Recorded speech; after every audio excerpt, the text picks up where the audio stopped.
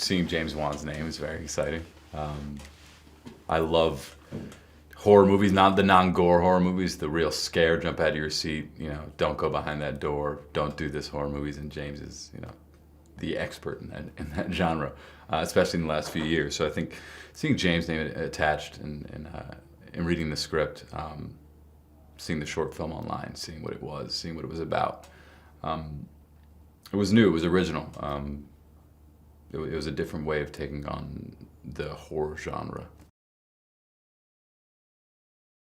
I think the best thing about seeing it online is what I think is the best part about the feature-length film is that it plays on these childish fears of what happens when the lights go out. And I think as kids we all had something, whether it was you thought there was somebody under there. Always thought there was going to be somebody under my bed, so when I'd walk to bed I'd jump in. When it was dark out, when it was light out, you're fine, you know.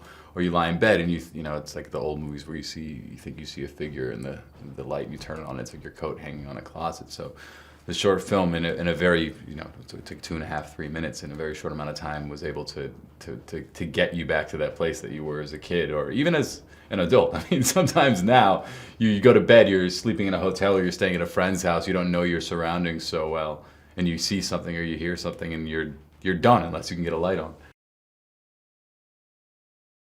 Bret's got a kind of hard exterior, you know, he's got some tats and some black and some rings and some chains, and he's in a death metal band and loves it, but I think as a person he's a soft, well, not too soft, but you know, he's a very sweet guy, and in the film he's more or less the rock that people can attach themselves to. David, you know, I think in watching Lights Out, you go to he's got like this channel online where you see all these little short films that he's made, and he's an expert at creating this fear out of not that much, out of these like very natural surroundings. This lightness and dark. I saw one he did where like there's a cell phone and he's looking at the screen of the cell phone, but what do you see in person is not on the cell phone. He plays with this disbelief that we can create in our minds without having external forces come in, without doing anything more. He attaches these things we're capable of creating on our own, without any external forces, without any sort of demon or bad guy or knife-wielding psycho. Like, they're things we just come up with in our own head, and he has managed to play on them. I mean, the first time I saw her on set, I had no idea what I was looking at. I literally had no idea. I was standing at the bottom of the stairs in the other location, and I was like, what the hell is this? It was horrific. And that was just phase one. I think there's phase one and phase two. Both equally scary.